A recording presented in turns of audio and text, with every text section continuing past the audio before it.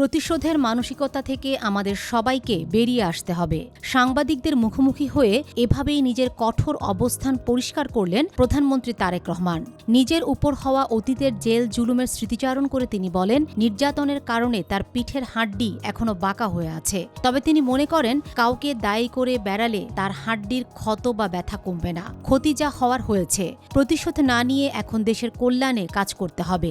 একই সাথে তরুণদের সুস্থ ধারায় ফেরাতে দেশের প্রতিটি জেলা ও উপজেলায় ক্রীড়া ও সাংস্কৃতিক চর্চা বাড়ানোর উপর জোর দেন প্রধানমন্ত্রী।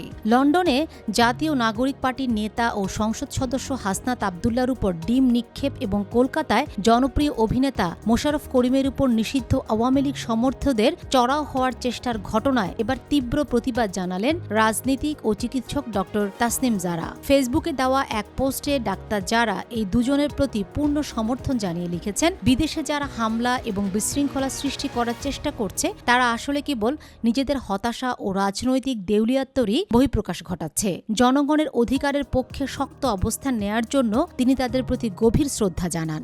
জাতীয় সংসদ অধিবেশন কক্ষে ঢোকার সময় স্পিকারের উদ্দেশ্যে মাথা ঝোঁকানো চিরাচরিত নিয়ম নিয়ে বড় আপত্তি তুলেছেন জামায়াত ইসলামের এমপি অধ্যাপক মুজিবুর রহমান। তার দাবি, এই মাথা ঝুঁকিয়ে সম্মান প্রদর্শন করার বিষয়টি সরাসরি ইসলামের সঙ্গে সাংঘর্ষিক এবং এটি শিরকের কাছাকাছি চলে যায়। তিনি সংসদকে মনে করিয়ে দেন যে কার্যপ্রণালী বিধিতে আগে এই নিয়ম সংশোধন করা হয়েছিল, তাই এটি সবার মেনে চলা উচিত যেন গুনাহ থেকে বাঁচা যায়। জবাবে স্পিকার হাফিজউদ্দিন আহমেদ বলেন, বিষয়টি তিনি খতিয়ে দেখবেন, তবে এটি মূলত যার যার ব্যক্তিগত ধর্মীয় ও সামাজিক বিশ্বাসের বিষয়। ইরান ও যুক্তরাষ্ট্রের মধ্যকার বহুল আলোচিত সমঝোতা চুক্তির খসড়া দেখতে চেয়েছিল ইসরায়েল, কিন্তু সেই অনুরোধ সরাসরি প্রত্যাখ্যান করেছে ওয়াশিংটন। ফলে আগামী শুক্রবার সুইজারল্যান্ডে সই হতে যাওয়া এই চুক্তির পূর্ণাঙ্গ বিবরণ নিয়ে সম্পূর্ণ অন্ধকারে রয়েছে তেল আবিব। মার্কিন প্রেসিডেন্ট ডোনাল্ড ট্রাম্প জানিয়েছেন, তিনি চুক্তির প্রতিটি শব্দ নিজে গভীরভাবে পর্যবেক্ষণ করবেন এবং এরপরই বন্ধ থাকা হরমুজ প্রণালী আবার খুলে দেওয়া হবে।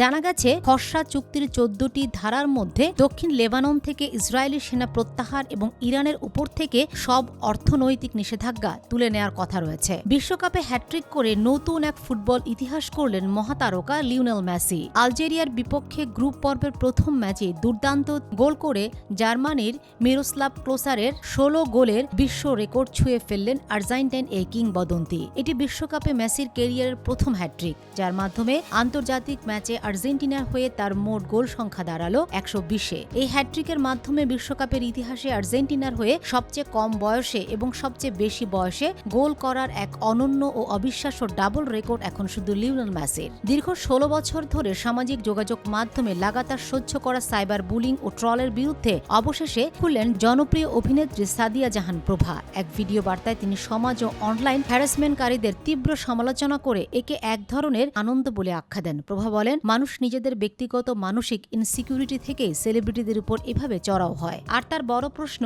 ভিকটিমকে বুলি না করে যদি সে আসল ক্রিমিনালটাকে খুঁজে বের করে তার মুখ প্রকাশ করা হতো, তবে সমাজ থেকে এই ক্রাইমগুলো অনেক আগেই মুছে যেত। দুবাইয়ের বিখ্যাত মল থেকে গ্রেফতার করা হয়েছে বাংলাদেশের সাবেক আইজিপি বেনজির আহমেদকে। জ্ঞাত আয় বহির্ভূত সম্পদ অর্জনের মামলায় ইন্টারপোলের রেড নোটিশের ভিত্তিতে দুবাই পুলিশ তাকে আটক করে। তবে তাকে বাংলাদেশে ফেরত আনা কতটা সহজ হবে তা নিয়ে প্রশ্ন তুলেছেন আইন বিশেষজ্ঞরা। যেহেতু সংযুক্ত আরব আমিরাতের সাথে সরাসরি প্রত্যর্পণ চুক্তি নেই, তাই পুরো বিষয়টি কূটনৈতিক চ্যানেল এবং আদালতের আইনি প্রক্রিয়ার উপর নির্ভর করছে। বেনজিরের গোল্ড কার্ড বা অন্য কোনো দেশের নাগরিকত্ব থাকলে তাকে দেশে ফেরানোর প্রক্রিয়া দীর্ঘ ও জটিল হতে পারে।